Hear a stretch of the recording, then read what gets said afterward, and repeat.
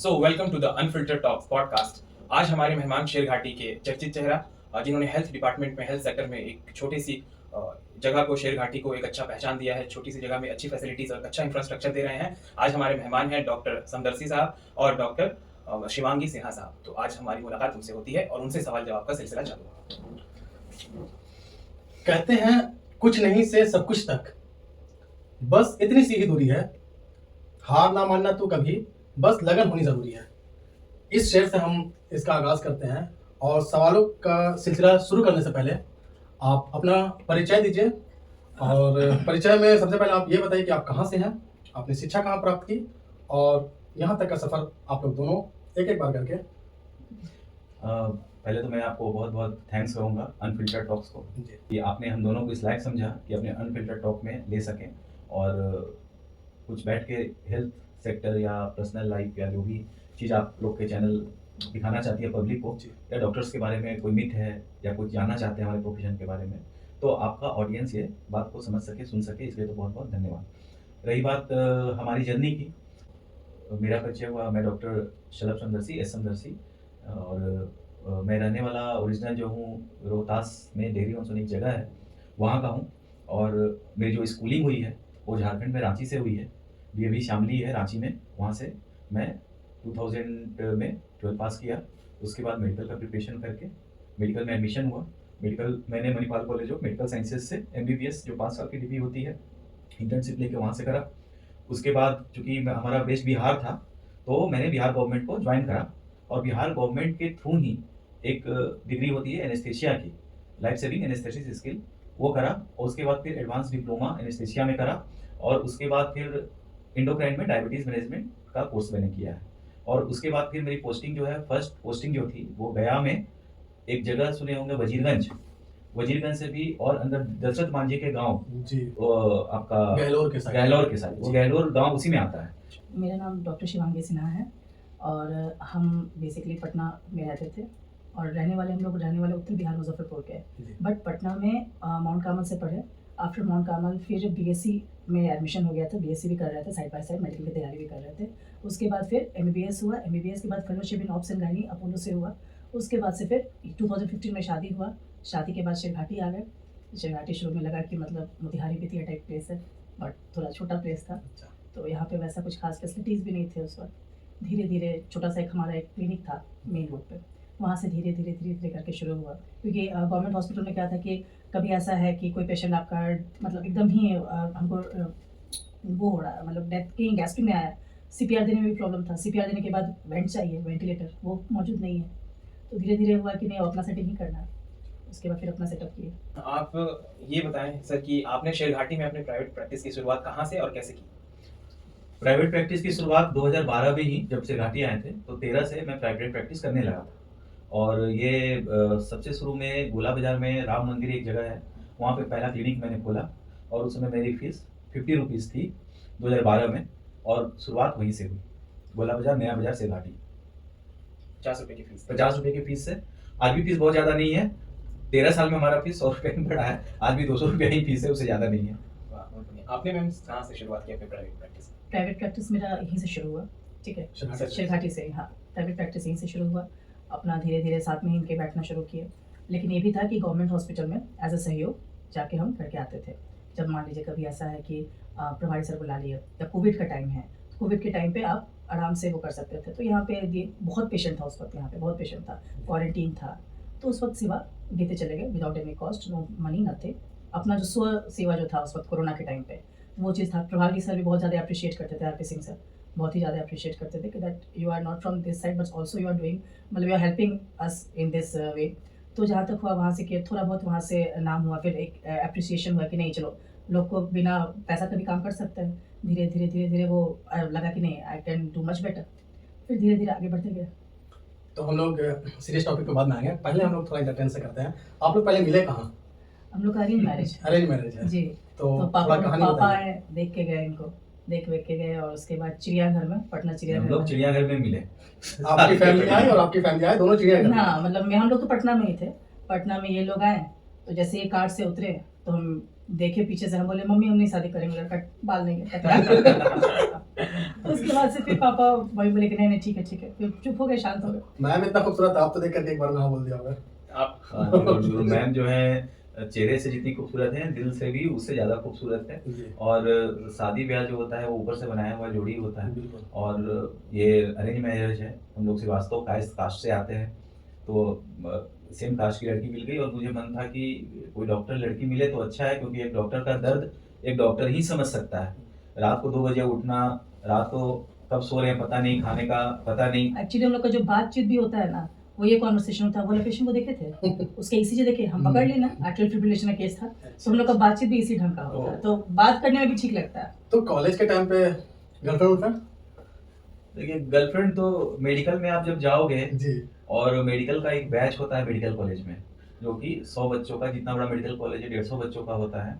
तो मेडिकल में जो एक बैच में लड़का, बॉयज एंड गर्ल्स होते हैं, फर्स्ट ईयर सेकेंड ईयर कहा जाता है हनीमून ईयर मेडिकल कॉलेज में। तो आप वहाँ बॉयफ्रेंड गर्लफ्रेंड जो है बना सकते हो, हाँ लेकिन पढ़ाई का इतना लोड रहता है और इतना कंपटीशन रहता 19 है, सब्जेक्ट है, कोई एक दो सब्जेक्ट नहीं। इतना कंपटीशन रहता है कि जिस लड़की को आप सोचोगे कि हाँ भाई इनको गर्लफ्रेंड बनाएंगे, थर्ड ईयर में उससे पक्का लड़ाई हो जाएगा आपका, कुछ बात को लेके कि डिसेक्शन नहीं हो रहा है, वो यहाँ इतना नंबर ले आया, मेरा इतना नंबर कम है। तो हाँ कंपटीशन होता है ना, हाँ, तो हाँ, कंपटीशन होता प्यार है। मोहब्बत कंपटीशन पे ध्यान हाँ, देना। और मेडिकल का पढ़ाई इतना वास्ट होता है, टोटल सब्जेक्ट्स 19 19 सब्जेक्ट आपको पढ़ना रहता है, और एक एक बुक जो होता है वो मिनिमम जो 1000 पन्ने का होता है, from the anatomy to medicine to surgery, जो भी आप सब्जेक्ट लो। जी तो जो पढ़ने के लिए गए मेडिकल कॉलेज में, उन्हें तो मतलब खुद का नहीं ख्याल रहता, और वर्क प्रेशर बहुत रहता है मेडिकल कॉलेज में, बहुत क्योंकि टेंशन, बहुत मेडिकल स्ट्रेस होता है उसमें। एक मेडिकल कॉलेज में पेशेंट का लोड, पढ़ाई का लोड, गार्जियन का लोड कि भाई डॉक्टर बनने भेजे हैं,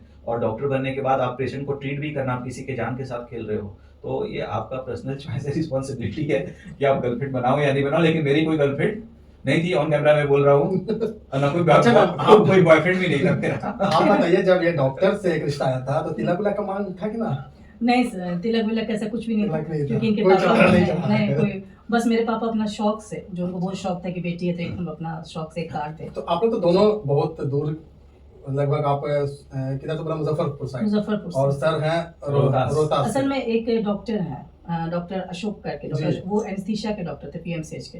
तो मेरे पापा मतलब जान पहचान के एक थे, बीच में एक थे, मतलब बिजली ऑफिस में, इलेक्ट्रिसिटी बोर्ड में। तो उनसे पूछे, उनसे अगवा करवा वही लिखा हाँ, है। वो मतलब बताया कि एक आरपी सिंह सर से फिर बातचीत हुआ, तो जी। बोले कि हाँ एक लड़का है ऐसे ऐसे। फिर धीरे धीरे डॉक्टर आरपी सिंह जो हमारे प्रभारी रहे, जी जी हाँ। उनका भी बहुत अहम रोल रहा शादी मेरे के पापा उस उन्हीं से समय। सारा पूछताछ किए कि वो लड़का है प्रभारी कैसा है, क्या है, और सर ने कोई नशा बहुत वशा बड़ाई नहीं किया। करता है कैसा। तो बोले नहीं नहीं बहुत अच्छा लड़का है, फादर भी डॉक्टर है, सब अच्छा सर ने है। बहुत बड़ाई किया हमारा, और सर के चलते हमारा शादी हो गया। तो क्या डॉक्टर लगता है, राजेंद्र बाबू सही से- से देश हम सही से ही बड़ाई किए थे? हाँ, बहुत सही साल से। बोल रहा सब दोनों के साथ में। आपके फादर क्या कहते हैं? मेरे पापा डिस्ट्रिक्ट ऑडिट ऑफिसर है कोऑपरेटिव डिपार्टमेंट में, और मेरे पापा एस्ट्रोलॉजर भी है। हाँ, मेरे पापा बहुत अच्छे एस्ट्रोलॉजर है। तो वो तो कुंडली देख लिए होंगे। हाँ देखिए मेरा एक बड़ा भाई भी है, और हमारे फैमिली में ये कंसेप्ट है कि दहेज हम लोग नहीं मानते और ना मांगते हैं। दहेज मांगना मतलब या लेना ये कानूनी जुर्म तो है ही, लेकिन मुझे ऐसे लगता है कि आप यदि सही आदमी हैं और आप कोई लड़की को अपने यहाँ ला रहे हैं, तो ये दहेज से कहीं आप बहुत नीचे हो जाते हैं। और चूंकि ऊपर वाले के दया से हमें पहले से कोई कमी नहीं है, या शादी या कोई बहुत बड़ा पैसा मिल जाएगा तो मैं अमीर हो जाऊंगा या गरीब हो हाँ सही जाऊंगा। बात है। तो ओवरऑल देखिएगा श्रीवास्तव का इसमें तो बहुत ज़्यादा दहेज चलता है, लेकिन चूंकि हमारा फैमिली बैकग्राउंड ऐसा रहा, सब लोग डॉक्टर है, एजुकेटेड है, तो दहेज कहीं कोई जिक्र ही नहीं आया। और सामने से पूछा भी गया तो आपकी लड़की आप जैसा भेजना चाहो वैसा भेज दो, हमारी तरफ से कोई डिमांड तो नहीं है। ये इस बात में हकीकत है या फिर बातों को रखने के लिए आप बता रहे हैं नहीं, कि नहीं आपके नहीं तरफ से- नहीं कुछ ये नहीं। अनफिल्टर्ड टॉक आपका चैनल है, जी, जी, आप जो भी unfiltered। पूछोगे मैं अनफिल्टर्ड बताऊंगा। बिल्कुल। और मैं Actually ऐसा बस भी नहीं हूँ, जैसे पापा आपका का एक ये शौक जब है रिलीज कि होगा, कार देने का, बस वही था और कहीं कुछ नहीं। और तो अच्छा आपका- जो हर पेरेंट्स का होता है कि अच्छा शादी में स्वागत अच्छा करे, मतलब लगे कि हाँ जहाँ तक हो सकता है भव्य स्वागत हो, जी हाँ, ये सारी चीजें तो चलती किसी रहती को है। कोई मतलब आपको कोई दिक्कत ना हो, जब ये जितना सेवा पॉडकास्ट सत्कार में कोई समस्या ना आए। जब ये पोस्ट कार्ड आपका रिलीज होगा, मुझे 100% यकीन है इसमें निगेटिव कमेंट ज़्यादा रहेंगे पॉजिटिव से। तो मैं वैसा आदमी नहीं हूँ कि निगेटिव कमेंट्स को माइंड में रखूँ, या मेरे बारे में दुनिया क्या सोचता है, मुझे उससे कोई फर्क नहीं पड़ता। आप इन सब चीजों को फेस किया करते हैं? बहुत बहुत डेली फेस किया करते हैं। हम मेरा एक सिंपल सा ये दुनिया का सोची हो, हम ही सोचब तो दुनिया का सोचे, दुनिया के तो काम ही बाटे सोचे। अरे वाह। ये बहुत अच्छा टैगलाइन है आपका। बिल्कुल, बिल्कुल। सही है। जो लोग सोचते हैं चार लोग क्या सोचेंगे वो भी हम ही सोचेंगे, तो फिर वो क्या सोचेंगे, उनका काम हम क्यों करें? हम क्यों करें? सही है, अच्छी बात है। तो आपकी शुरुआत सिरघाटी में 2012-13 में हुई, जी। जैसा आपने कहा। तो ऐसा लोग कहते हैं और जानकारी जो हमें है कि डॉक्टर शहाबुद्दीन साहब ने आपकी बहुत मदद की है, आपकी इस प्राइवेट प्रैक्टिस और शेरघाटी में आने में, या शेरघाटी में अपना नाम बनाने में, जो आज सैलब समदरसी साहब का एक बड़ा इंफ्रास्ट्रक्चर्ड फैसिलिटी वाला जो हॉस्पिटल है, इसको, इस मुकाम को पाने में आप इसको कितना सही मानते हैं? देखिए डॉक्टर साहबुद्दीन बहुत ही सीनियर हमसे हैं और मुझे उनसे बहुत कुछ सीखने को मिला। जब मैं गवर्नमेंट हॉस्पिटल में पोस्टेड था, तो वो हमसे सीनियर हैं। उन्होंने हमें सिखाया। एक डॉक्टर के लिए मदद, ये डॉक्टर जो है वो टीचिंग का चीज़ है। तो मैंने उनसे बहुत सीखा। इस चीज़ में उन्होंने मेरा बहुत मदद किया, यदि आप मदद का बात करते हैं। बाकी मैं मदद भी वही जानता हूँ कि जहाँ से आपको ज्ञान मिल रहा है। आज भी मैं उनसे सीखता हूँ। डॉक्टर साहबुद्दीन इतने सीनियर डॉक्टर्स हैं, एक्सपीरियंस हैं। डॉक्टर का पुर्जा देके सीखता है। हाँ बिल्कुल। तो ये मदद है उनका, है ना? मुलाकात होती है डॉक्टर साहब आज भी के साथ? मुलाकात होती है। हमारे यहाँ फंक्शन में सर ज़रूर आते हैं और उनके यहाँ कोई भी फंक्शन में हम जाते हैं। हमारे आज भी रिलेशनशिप बहुत अच्छे हैं, है ना? आप कुछ बोलना चाहेंगे पॉडकास्ट के माध्यम से डॉक्टर साहबुद्दीन साहब को हम तो सर को यही बोलना चाहेंगे कि ऊपर वाला उन्हें हिफाजत में रखे और तरक्की, तो अब तो वो इतने ज़्यादा हर एक, वो तो बहुत नामी डॉक्टर हैं और उनका हेल्थ और ये सब बहुत अच्छा रहे, आगे भी उनको इसी तरह हमारे साथ रहें और मार्गदर्शन हमारा करते रहें। लेकिन सवाल ये अभी भी अधूरा है। लोग कहते हैं कि शहाबुद्दीन साहब ने आपको बैठने की जगह दी और उसके दरमियान हाँ, आपने ये हाँ। मुकाम हासिल किया। क्या नहीं, इस देखिए बात वो में- बात ऐसा था कि डॉक्टर साहबुद्दीन हज पे जा रहे थे, तो उन्होंने अपना क्लिनिक मुझे दे के गए कि भाई हज या उम्रा था, पता नहीं, उम्रा था शायद। आप पर भरोसा करते थे वो। आप भरोसा करते थे कि आप जो है 15 दिन 20 दिन हमारे क्लिनिक को संभालना और फिर मैं आऊँगा तो फिर मैं कंटिन्यू करूँगा। जी। तो उस समय मेरा पेशेंट एक भी नहीं था, 1-2 पेशेंट देखते थे हम। तो मैं साहबुद्दीन सर के क्लिनिक में बैठा 15 दिन। 15 दिन ही बैठा था, 2 हफ्ता। जी। और 2 हफ्ता बहुत ज़्यादा समय होता नहीं है। 15 दिन मैंने पेशेंट को देखा।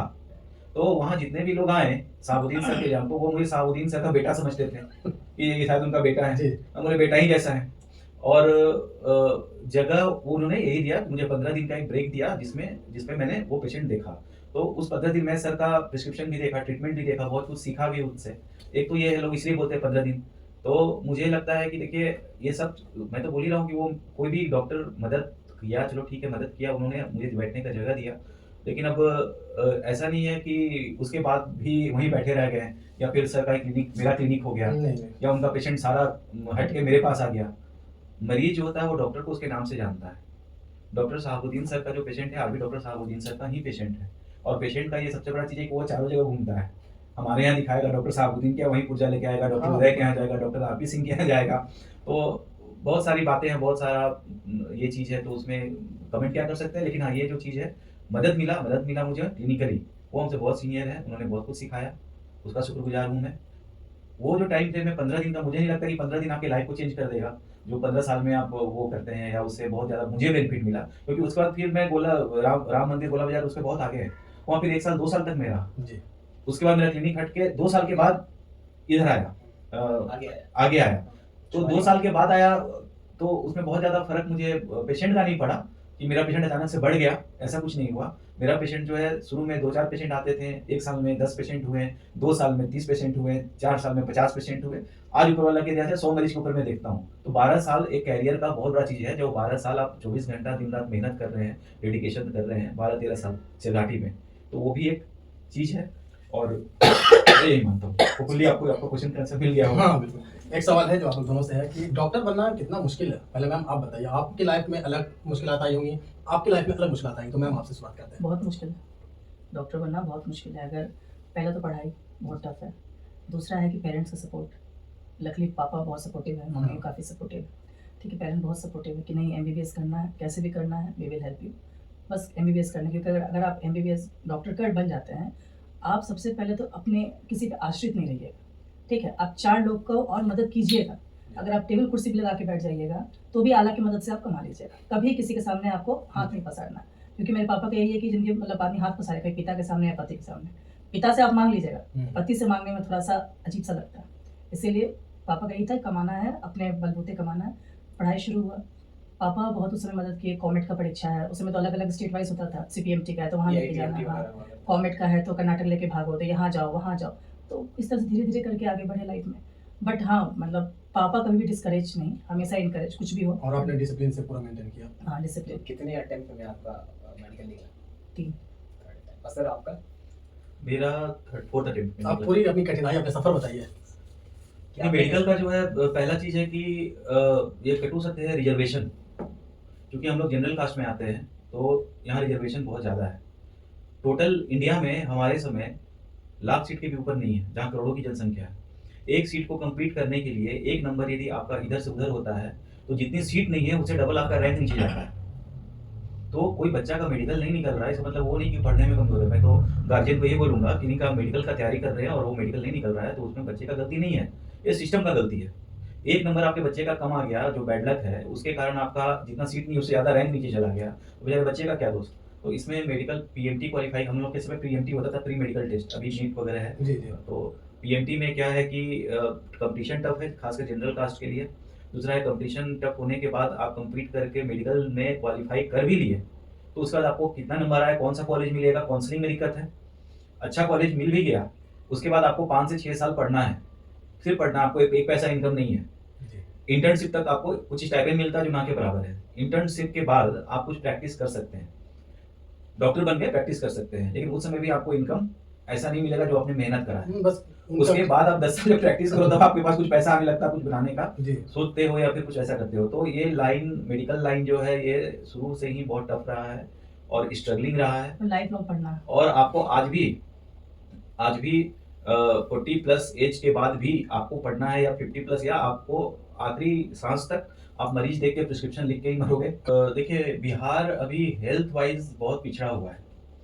कोई भी बच्चा जो नीट करके जा रहा है, एमबीबीएस कर रहा है, तो उसका ख्वाब सिर्फ एमबीबीएस ही नहीं है, उसके बाद उसे पोस्ट ग्रेजुएशन का डिग्री लेना है, एमडी करना है, एमएस करना है, एमसीएच करना है जो सुपर स्पेशलाइजेशन है, कार्डियोलॉजिस्ट बनना है, न्यूरोलॉजिस्ट बनना है। और बहुत दुख के साथ कहना पड़ रहा है कि बिहार में उस तरह का बहुत अच्छा इंस्टीट्यूट कार्डियो का, न्यूरो का आज भी नहीं है, जहाँ पे बहुत उम्दा किस्म के, मतलब बहुत एडवांस मशीन हो। आज भी बिहार में बहुत सारा हार्ट का ऑपरेशन नहीं होता है। अभी मुख्यमंत्री जो है दूसरे स्टेट में पेशेंट को भेजते हैं, मुख्यमंत्री योजना के तहत ये ऑपरेशन, कुछ ऑपरेशन है हार्ट का जो बिहार में नहीं है। तो एक लड़का जो पीक तक जाना चाहता है कि मैं ये ऑपरेशन भी करना चाहता हूँ, ये भी सीखना चाहता हूँ कार्डियो में, वो बिहार में कहाँ से सीखेगा? पहला चीज़ तो ये है।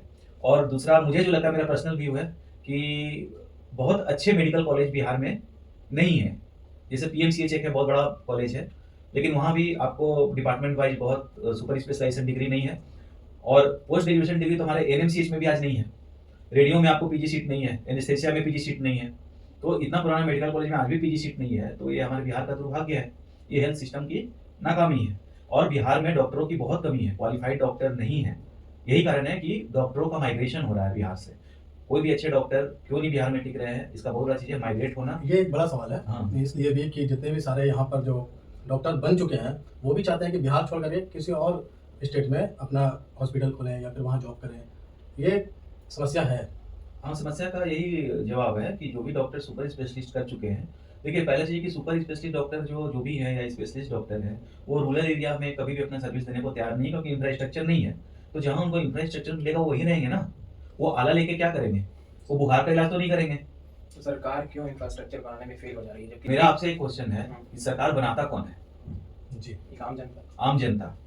तो जब तक बिहार का माइंडसेट सही नहीं होगा, कुछ नहीं बदलेगा। आज बिहार के पब्लिक का क्या है, क्या स्टैंड है? हमारा जान जा रहा है, हम इमरजेंसी में पहुंचे हैं, तो वहां डॉक्टर कोई भी धर्म का हो, जात का हो, भैया मेरा जान बचा लो, ठीक है, हम मरने वाले हैं। सही बात है। लेकिन बीमारी है हमको। लेकिन जब आपका स्टेट बीमार है, आपका देश बीमार है, तो आप वहां पे कौन सा आपके बुद्धि में ताला लग जाता है कि हम यादव हैं, यादव को वोट देंगे, मुस्लिम है, मुस्लिम को वोट देंगे, अपना वोट उनको क्यों नहीं देंगे? जो क्वालिफाइड है। जो क्वालिफाइड है, जो सही में सोचेंगे।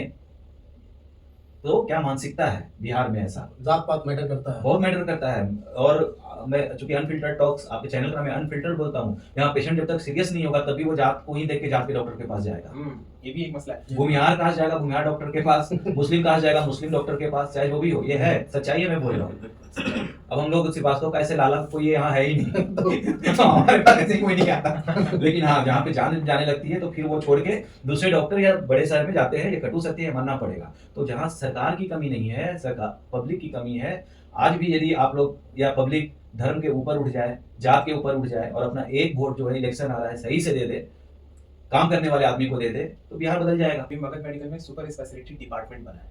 वहाँ पर वो जो डिपार्टमेंट बना है, अराउंड अच्छा इंफ्रास्ट्रक्चर है, अच्छी फैसिलिटी है। वहाँ पर अल्ट्रासाउंड, सिटी स्कैन, एमआरआई, अच्छी स्पेसिफिक बीमारियों के लिए, इलाज के लिए अलग अलग डिपार्टमेंट बनाए गए हैं। लेकिन आज भी उसकी हालत, इंफ्रास्ट्रक्चर सारा है, फैसिलिटी सारा है, गवर्नमेंट ने दिया, लेकिन आज भी वो आपके डायरेक्टर की कमी समझिए या अथॉरिटीज की कमी समझिए, वो शुरू नहीं हुआ है। इसका क्या मेन रीजन है? देखिए ये मेडिकल साइंस या मेडिकल प्रोफेशन, जो जिस तरह का मेडिकल कॉलेज है, जो भी है, मेडिकल कॉलेज या कोई भी हॉस्पिटल इंफ्रास्ट्रक्चर से नहीं चलता, जी डॉक्टर से चलता है।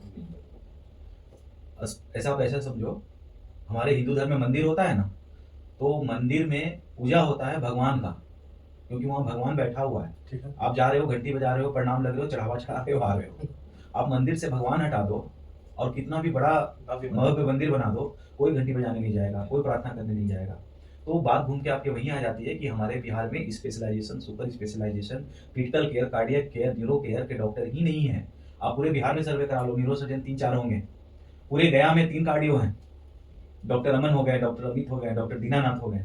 आज से 3 साल पहले, 4 साल पहले एक डॉक्टर अबू नया आए, बहुत अच्छे हैं, 4 डॉक्टर हुए कार्डियो। आज से 5 साल पहले एक कार्डियोलॉजिस्ट नहीं था।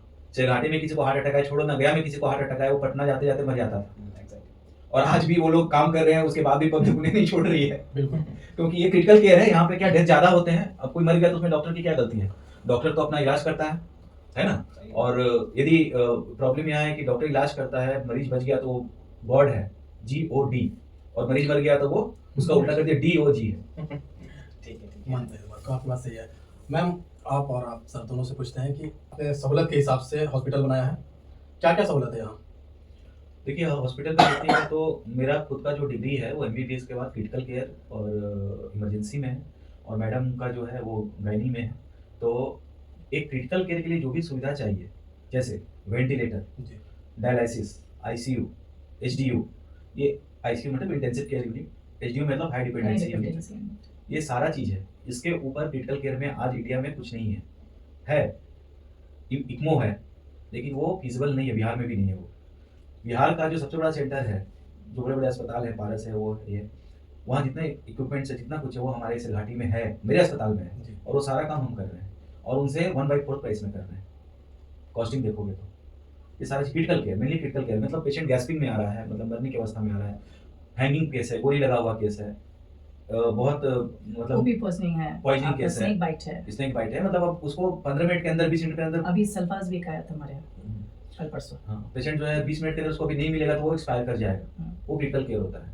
मेरा स्पेशलाइजेशन वही है, हम वही देखते हैं। OPD भले मेरा है जनरल पेशेंट का, तो OPD हो गया, मैडम का गायनी हो गया, मेरा जो है क्रिटिकल केयर हो गया, ये सुविधा हम लोग दे रहे हैं। और अभी आयुष्मान भारत हमारे यहाँ होने वाला है, तो फ्री ऑफ कॉस्ट ट्रीटमेंट चालू हो जाएगा सर्जरी में और ऑर्थोपेडिक में। आप तो कह रहे हैं कि आप किसी भी मर्ज का इलाज पटना के कंपैरिजन में 1/4 में उसका इलाज कर रहे हैं, लेकिन लोगों का ऐसा मानना, और कहते हैं लोग आपके बारे में, कि डॉक्टर समदर्शी साहब और उनके हॉस्पिटल में बहुत ज्यादा पैसा लगता है इलाज हाँ में। जरूर। देखिए, इसमें 2 चीज़ आपको बोलेंगे। पहला चीज़ ये है कि आप हवाई जहाज से यात्रा करते हैं।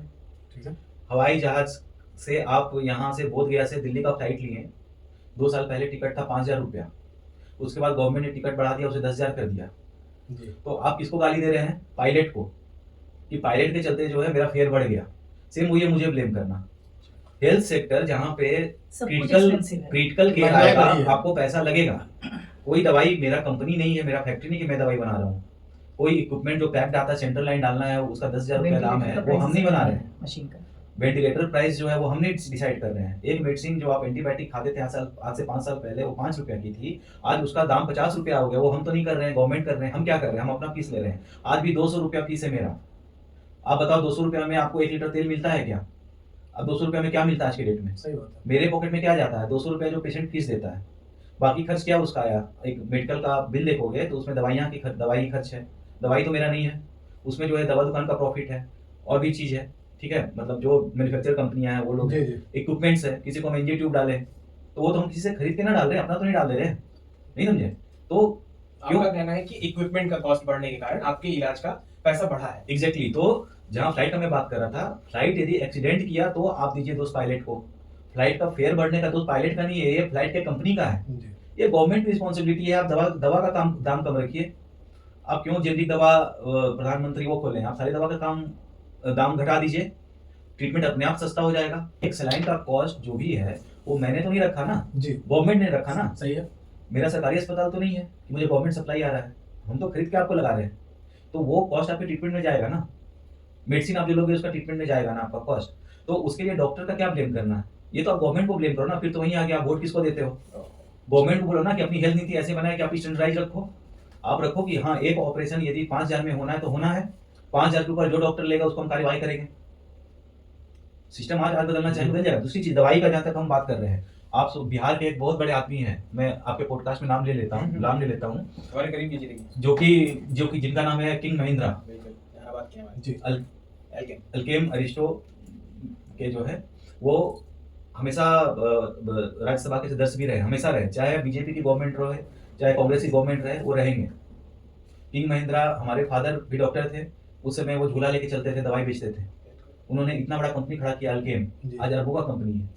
आज गवर्नमेंट डिसाइड नहीं करता कि कौन कंपनी चलेगी, आज कंपनियां डिसाइड करती हैं कौन गवर्नमेंट चलेगा। बिल्कुल हाँ, सही। इस बात पे जो बात स्पष्ट है। जी बिल्कुल। तो आप जहाँ पे आप मेडिसिन का कॉस्ट कट नहीं कर पा रहे हो, तो फिर आप कैसे समझ सकते हो, कैसे मान सकते हो कि इलाज समदर्शी से हम महंगा करते हैं? भाई, मैं फ्लाइट का पायलट हूँ, मरीज फ्लाइट क्रैश कर गया, मरीज मर गया, आप मुझे गाली तो मैं सुनने को तैयार हूँ।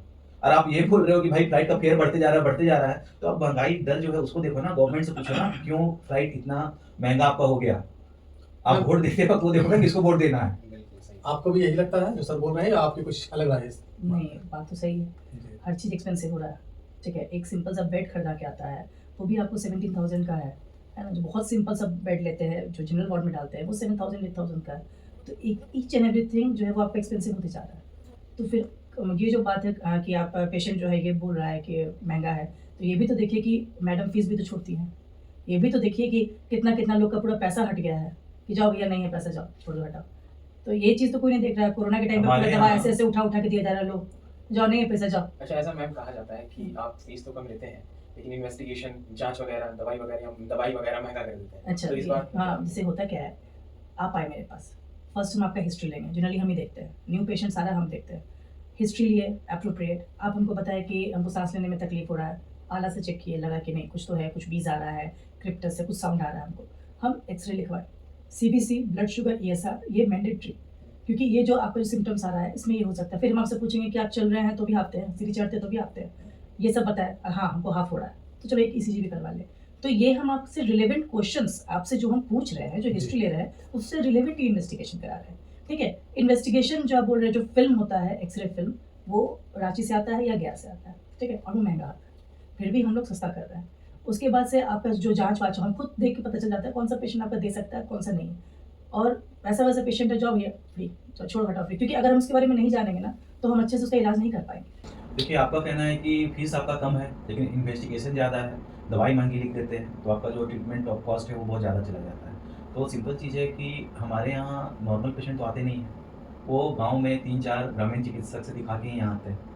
तो कोई भी ट्रीटमेंट का एक लॉ होता है, इन्वेस्टिगेशन करा के ही हम डायग्नोसिस पे पहुँच पाएंगे। जी। और सिंपल जांच हमारे यहाँ, एक ब्लड शुगर 50 रुपये में होता है, CBC 250-200 रुपये में होता है, चेस्ट एक्सरे 200 रुपये में होता है। तो आप महंगा या सस्ता क्या देखिए, इससे कंपेयर कीजिएगा। यही चीज़ मैं बाजार में जाइएगा, आपको महंगा सस्ता कौन बताएगा? ना हम बताएंगे ना आप बताइएगा। आप हमारा बिल देखिए, पूरे वर्ल्ड का सबसे सस्ता डायलिसिस कोई करता है तो डॉक्टर एस समदर्शी हॉस्पिटल करता है मात्र 400 रुपया में। आपके आयुष्मान कार्ड से भी 400 रुपया का कॉस्ट नहीं है। अब जो आप सुन लीजिए इस चीज़ को। और एक्सरे का ऑन एंड एवरेज तो ये कॉस्ट पूरा डायलिसिस आप मात्र 400 में करते हैं। एक बड़ी बात है ये ऑन कैमरा बोल रहे हैं, मतलब नहीं, हम इसका प्रचार नहीं किए, क्योंकि अगर हम प्रचार कर देंगे तो मेरा डायलिसिस का लाइन लग जाएगा, और हमारे पास उतना पैसा नहीं है कि हम 10 मशीन बैठा सके। सबसे सस्ता एक्सरे जो है 200 रुपये में यहाँ होता है, और कहीं आप देख लो 250 रुपये से एक्सरे का कॉस्ट शुरू है। CBC जांच 200 रुपये में होता है, और जगह देख लो 300 रुपया है। आप बिल लेना। शुगर जांच 50 रुपया है। अब क्या कि देखिए, बोलने वाले को तो कुछ भी बोलेंगे। मैं बोला ना कि आपके पॉडकास्ट में भी निगेटिव कमेंट बहुत आएंगे, लेकिन आप मेरे क्लिनिक से निकल रहे हैं, आपको 2000 रुपया लग गया, जी। आप ठीक होके निकल रहे हैं, आप बच के निकल रहे हैं, ये भी सोचिए। आप कोई झोला छाप के हाथ में नहीं है। लेकिन क्या ये कॉस्ट आप कभी गया जाके कंपेयर किए हैं? क्रिटिकल केयर, अब आपके भगवान न करे किसी को जरूरत पड़े, कभी आपको वेंट लगा है? नहीं लगा है। जो वेंट लगता है, पेशेंट मरने वाला रहता है, वो बोलता है डॉक्टर साहब हमको बचा लीजिए, कुछ भी ले लीजिए। और जो पेशेंट यहाँ से बच के जाता है वो यही बोलता है कि हमारी जान बच गई, जान तो बच गई, पैसा लग गया, लेकिन हो सकता था कि हम नहीं बचते।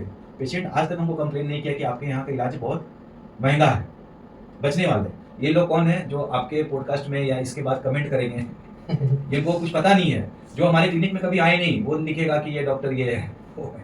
तो ये नॉर्मल चीज़ है। आप कंपेयर कीजिए, ना हम बताएंगे हम महंगे हैं, ना आप बताइएगा, ये हमारा बिल बताएगा। आप इसे कंपेयर करोगे तब जानोगे, है ना। आज भी हमारे यहाँ एक ईटा भट्टा का लेबर भी आता है, जिसको वेंट पे डालना पड़ता है। जी 5-5 दिन 6-6 दिन हमारे यहाँ वेंट पे रहा है, उसका बिल 1.5 लाख 2 लाख पार किया है, और वो सिर्फ 500 रुपये निकाल के दे रहा है, डॉक्टर साहब यही मेरे पास है, और 500 में उसको मोड़ के उनके जेब पे रख के बोला कि जाओ इसको खिलाना पिलाना, कोई पैसा नहीं लगेगा। तो क्या हम उसका प्रचार करते हैं क्या? नहीं, हमको इलेक्शन थोड़ा ना लड़ना है। रोज जो है यहाँ पे 100 मरीज में 40 मरीज का फीस फ्री रहता है। हमारे यहाँ बस आपके काश जात की मस्जिद में मांग चुन के खाने वाली भी यहीं आती है। जी एक पैसा नहीं लगता उसको फीस का, एक पैसा नहीं लगता दवाई का, वो तो मेरे पॉकेट से जा रहा है। लेकिन क्या हम उसको माइक में बोलेंगे? एक हमजापुर की भी आती है, आपका हिमजापुर है, विधवा है वो की यकीन हाँ, है। ये है, और बाल बच्चा भी कोई नहीं है, अकेले है वो। शायद कुछ मतलब कुछ उनको ऊपर कुछ है, वो शायद किसी को देखती व्यक्ति भी है, कुछ मतलब कुछ बताती है। अच्छा ये तो बूढ़ी दादी भी आती है दिखाने हमसे, तो जब भी जाएगी उनका दवाई सुई सब फ्री है।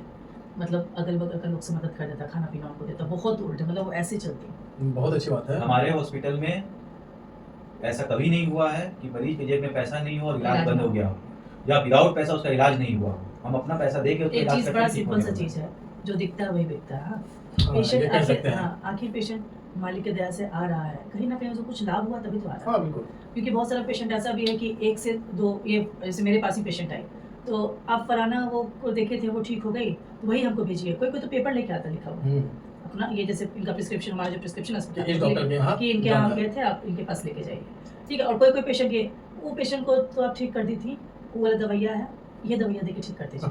अब उसको डिफरेंट कुछ था तो वो दवा चला। कमेंट की जहाँ तक बात है, तो कमेंट अगर नेगेटिव आता है तो वहाँ पर मैंने देखा कि पॉजिटिव कमेंट भी आ रहे हैं, जिनको यहाँ से लाभ मिला है, जिनकी ज़िंदगी बची है। जी कोविड का समय था, वैसे वैसे लोग भी, कुछ लोग हो सकता है कि यहाँ पर आए होंगे, उनको नहीं सुविधा मिल पाई होगी, आपके पास उस टाइम पे नहीं होगा उनको एक्सेप्ट करने का, तो आपने मना किया होगा। लेकिन वैसे भी लोग हैं जो यहाँ से ठीक हो गए हैं, तो वो भी कमेंट करते हैं कि नहीं इन्होंने मेरी जान बचाई है। तो उनके लिए भी आप 2 शब्द बोलिए कि पॉजिटिव भी बोलते हैं लोग। नहीं, ठीक है, देखिए जान बचाना नहीं बचाना वो तो मालिक के हाथ तो में उनके है। हाथ में, हमारे हमारा हाथ में काम कुछ होता नहीं है, कोई भी डॉक्टर का काम होता है, वो अपने कोशिश करना, सेवा देना, बात। जी हाँ, पूरे सही। नॉलेज के साथ, जो भी उसको पता है, बिना पैसे का परवाह किए हुए, बिना अपना स्वार्थ देखे हुए पेशेंट का इलाज करना, जो हम लोग कर रहे हैं। अब उसमें हमें सफलता मिले या ना मिले वो हमारे हाथ में नहीं है। सफलता मिल गया तो ठीक है, नहीं मिला तो पेशेंट डेट करता है। जो डेट करता है, जब डेथ होता है किसी का, आप विश्वास कीजिए, हम लोग डॉक्टर हैं, हमारे यहाँ खाना नहीं बनता है। जी 2 दिन तक हमारा भी मूड खराब रहता है, एकदम नहीं बनता हमारे यहाँ खाना। लेकिन ये कोई पब्लिक में बोलने की चीज़ नहीं है। बच जाता है तो हम भी खुशीपूर्वक खाना खाते हैं, उसके साथ खाते हैं, उसके साथ अपना खुशी बांटते हैं कि उसको लगता है कि डॉक्टर से, लेकिन बचाने वाले मारने वाले हम नहीं हैं।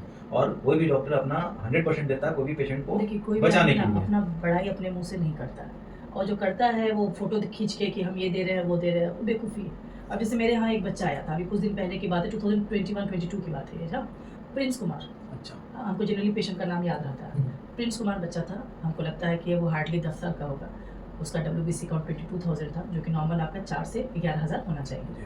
और सब लोग गिव अप कर चुका था। उसके पेरेंट्स, 3 बहन थी, वो छोटा भाई था, और फादर नहीं थे। दादी और बुआ इलाज करा रही थी। ऑक्सीजन भी उस बच्चे का डिटोरिएट कर रहा था, और बिल उसका 18,000 के आसपास आया, और करीब 6-7 दिन से था। हालत उसका बहुत ख़राब। तो हम रात में डॉक्टर साहब को बोले कि लगता है, हम इनको बोले कैसे बचा लीजिए, उसकी दादी बड़ा रो रही थी। तो बोले देखो कल तो हमको नहीं लगता है कि बच पाएगा, जो स्थिति है उसका वो दिन, और CRP भी राइज कर रहा है, तो I don't think tomorrow he is going to, like क्या होगा, लेट्स सी। तो गए, उसके बाद बच्चा को देखे, he was lying on the bed like this, एकदम स्थिति खराब, बहुत ही खराब था। क्या दिमाग में मेरे आया कि बच्चा को ना गेम, दिमाग से गेम खेलता है। बोले उसको, प्रिंस कुमार को, कि प्रिंस तुम अभी दवाई, इंजेक्शन नहीं ले रहा था, उसको लहर रहा था, जी। हमें तुम इंजेक्शन लोगे ना, खिलौना देंगे, लाल रंग का गाड़ी इतना बड़ा सा, और एक तो बढ़िया, एक वो कॉक टाइप, मुर्गा टाइप का नहीं होता है, उसको लंबा डंडा से चलिएगा तो पक पक होता है।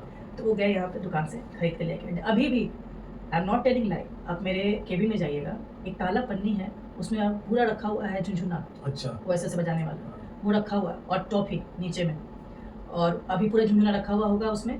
हम जाते हैं लेके झुनझुना लेके आते हैं बच्चों के लिए। तो वो जो बच्चा था, उसको जब टॉय दिए, लिटरली वो उठा और उठ के ऐसे से चलना शुरू किया, और बहुत खुश हो गया। बट वो थोड़ा सा ऐसे लड़खड़ा रहा था, चल रहा था। इंजेक्शन ले लिया, उसके बाद उसका सारा डोज कंप्लीट होना शुरू हुआ।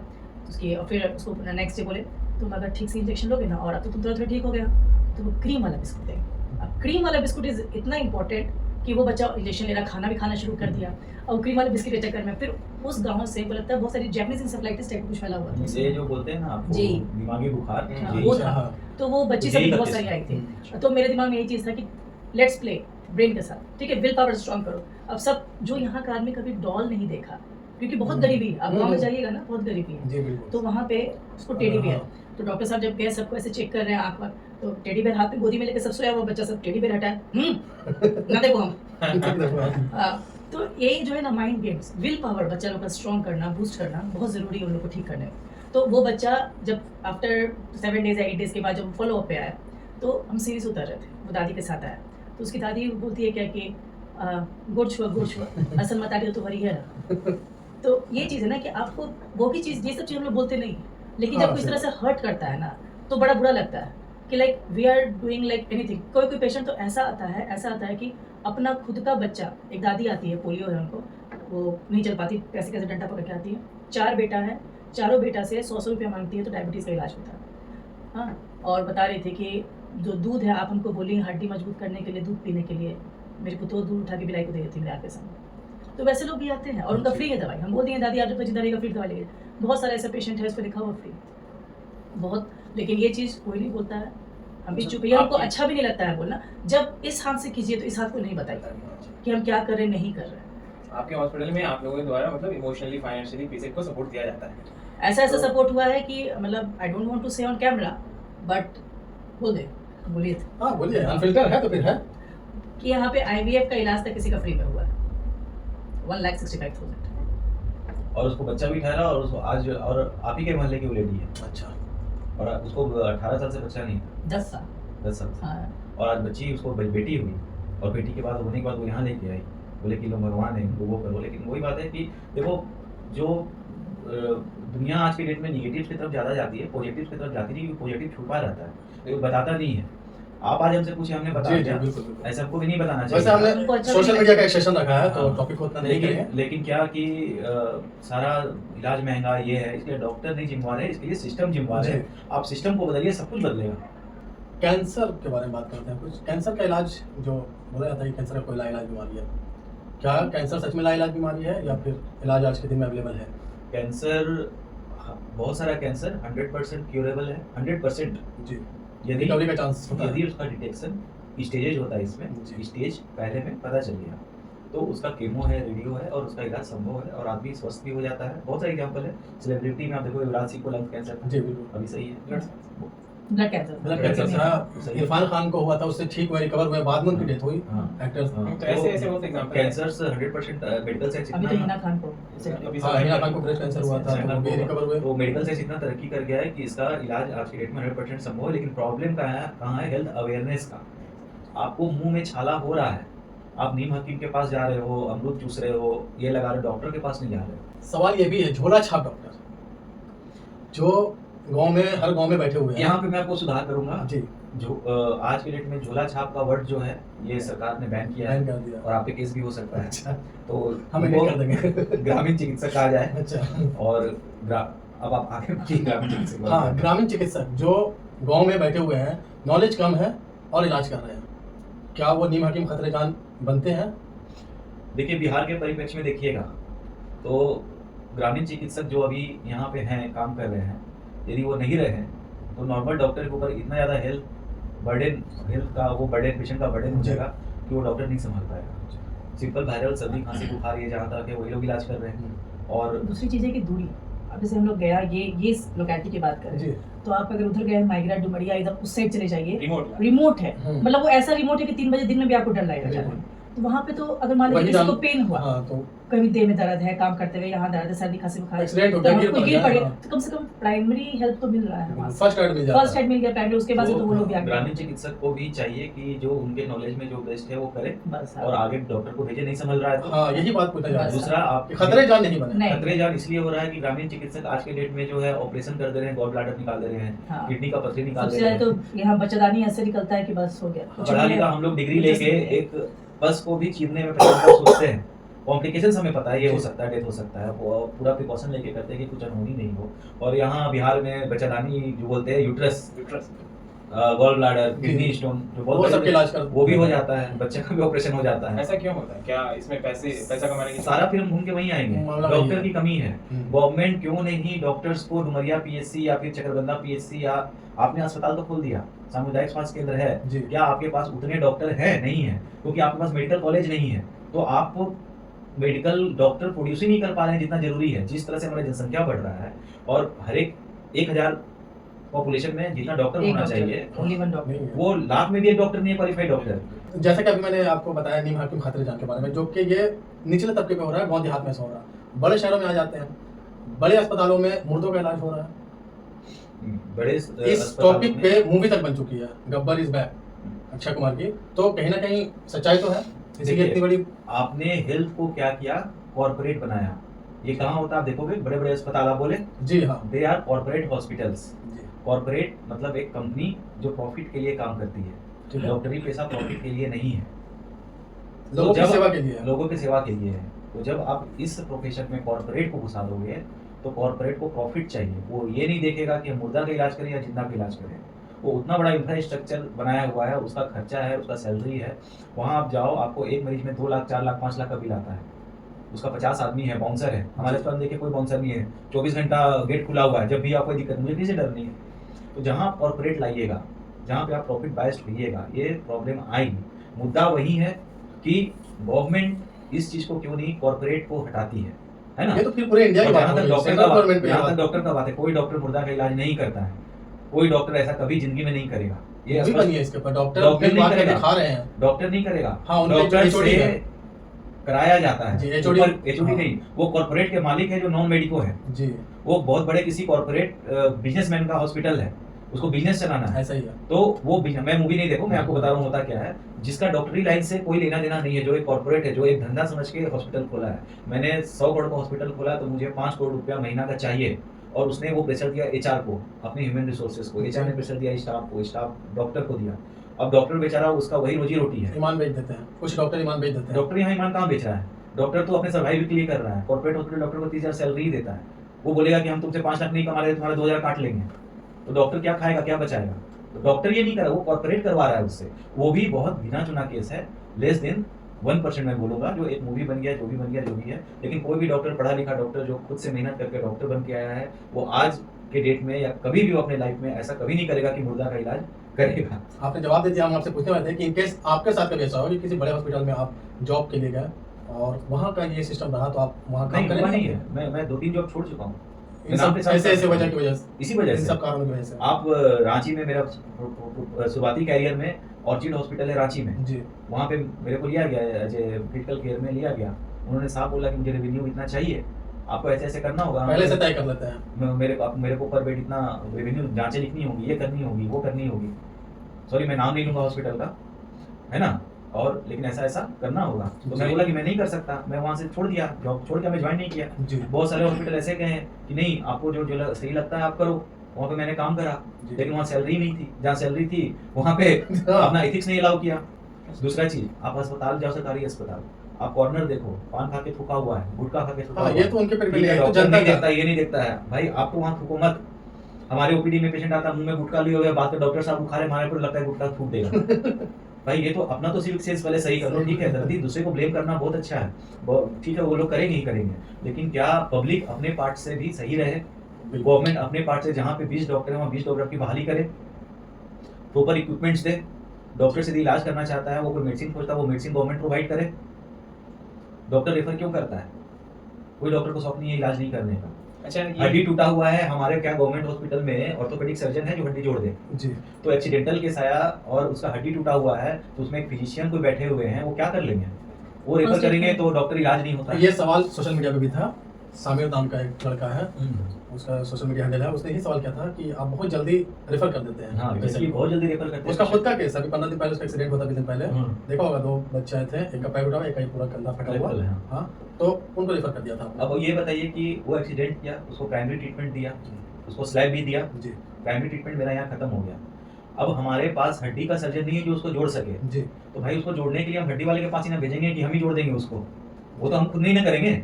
वो एक्सीडेंट किया, उसको ब्लीडिंग है, उसको हम बंद करेंगे, उसको प्राइमरी मैनेज करेंगे, उसको स्टेबल करेंगे कि वो आगे हड्डी का ऑपरेशन है तो उसको ऑपरेशन करने लायक हो, और उसको आगे भेजेंगे हम। कि हम ही तो सब चीज़ नहीं कर देंगे ना। तो रेफरल जो हमारे इलाज के बाहर है, जिसमें दूसरे डॉक्टर की जरूरत पड़ेगी, जी। उसको हम लोग मेडिकल साइंस में रेफरल करते हैं। रेफरल मतलब हमने अपने से दूसरे डिपार्टमेंट के डॉक्टर को रेफर किया कि भाई ये चीज़ मुझे नहीं आता है, मैंने हड्डी जोड़ने की पढ़ाई नहीं पढ़ी है, मैंने प्लास्टर करने की पढ़ाई नहीं पढ़ी है, मैंने दूसरी पढ़ाई पढ़ी और है। मुझे लगता है कि ये सही भी है, क्योंकि कभी कभी ऐसा होता है कि आपने पैसा कमाने के चक्कर में उसको रोक लिया, रेफर नहीं किया। मैं उसको हड्डी जोड़ दूंगा जी। आधे अधूरे नॉलेज से, तो उसका हाँ। हाथ हमेशा के लिए टेढ़ा हो जाएगा और जिंदगी भर मुझे गाली देगा कि डॉक्टर साहब मेरा हाथ टेढ़ा कर दिए। या फिर तो कुछ भी हो सकता है, कुछ भी हो हाँ, सकता ज्यादा है। तबीयत खराब हो सकती है। हाँ। तो अगर रेफर किया इसका मतलब है कि आपसे नहीं हो रहा था, तो रेफर किया तो जो मेरे मेरे हिसाब से तो अच्छा मैं है। इलाज करूंगा, जो मुझे नहीं समझ में आएगा, जिसका जी। पढ़ाई नहीं पढ़े, तो हम रेफर ही ना करेंगे। इंश्योरेंस एक अहम रोल निभाता है किसी की भी क्रिटिकल सिचुएशन में हेल्थ के। तो लोग, लेकिन यहाँ पर इंश्योरेंस हमारे इंडिया में देखा जाए तो बहुत मिनिमम लोग हैं जो इंश्योरेंस लेते हैं। तो क्या इंश्योरेंस के क्या फ़ायदे हो सकते हैं, लेना चाहिए कि नहीं लेना चाहिए? हेल्थ इंश्योरेंस का बेनिफिट क्या है बता दीजिए। आप भी बताएं। देखिए, इंडिया में तो कम ही है, और लेकिन बिहार में 1 to 2% है, बहुत कम है। हेल्थ इंश्योरेंस सबको लेना चाहिए, क्योंकि जो इलाज है, क्रिटिकल केयर, कोई भी केयर इतना महंगा हो गया है कि उसको नॉर्मल पेशेंट अफोर्ड नहीं कर सकता है। ठीक है। तो मेंटेलिटी पब्लिक का है कि आज वो झारखंड जाके 5,000 का महीना में दारू पी लेगा, लेकिन 1,000 रुपये का इंश्योरेंस साल का नहीं देगा। जी। तो ये मेंटेलिटी है, सबको इंश्योरेंस लेना चाहिए। और इंश्योरेंस उसके कभी आपातकाल आ गया तो उसको एक पैसा नहीं लगेगा, फ्री में इलाज हो जाएगा। हमारा हॉस्पिटल भी बहुत सारे इंश्योरेंस कार्ड से रिकॉग्नाइज्ड है, लेकिन हमारे यहाँ आज तक कोई इंश्योरेंस वाला नहीं आया कि मेरे पास टाटा एआईजी का इंश्योरेंस है, बिरला का इंश्योरेंस है, आप मेरा मुफ्त इलाज कर दो। और वो होता है, 1-2 आते हैं साल में कभी, तो उनका मुफ्त होता है। बिल्कुल। कोई भी बिल है वो कंपनी मुझे देती है। तो इंश्योरेंस सब लोग ले, उससे ये महंगाई वाला समय ही नहीं आएगा, प्रश्न ही नहीं आएगा डॉक्टर साहब महंगा इलाज कर रहे हैं। आप कभी भी बीमार पड़ोगे, आपका पैसा कंपनी भर रहा है, आप अपने पॉकेट से नहीं निकाल रहे। तो मैम, कोविड पे आ जाते हैं। इतनी तरह की बात हुई, अब एक कोविड भी दौर गुजरा है और बहुत ही दर्दनाक गुजरा है, याद रहेगा। जब तक सांस रहेगी तब तक वो दौर याद रहेगा। तो कोविड के दौरान किस किस कठिनाइयों का आपको सामना करना पड़ा? सर, आप भी इसमें थोड़ा सा अपनी टिप्पणी दीजिएगा। तो सबसे पहले मैम आप बताइए कि कोविड का दौर कैसा गुजरा? जब कोविड आया उस वक्त हमारे पास रिसोर्सेज भी काफ़ी कम थे, तो ऑक्सीजन वगैरह का भी हम लोग कोई प्रिपेयर्ड नहीं थे कि ऐसा कुछ होने वाला है। जी। तो ऑक्सीजन वगैरह का जो समस्या हमारे पास आ रहा था, तो गाड़ी से ऑक्सीजन सिलेंडर को झारखंड हजारीबाग से ऑक्सीजन मंगवा रहे थे। जी। जो हमारे पास जो लोग थे, जो स्टाफ से, वो बहुत ज़्यादा न्यू स्टाफ हायर करना पड़ा, क्योंकि लाइबिलिटी ज़्यादा था हमारे पास, पेशेंट ज़्यादा थे।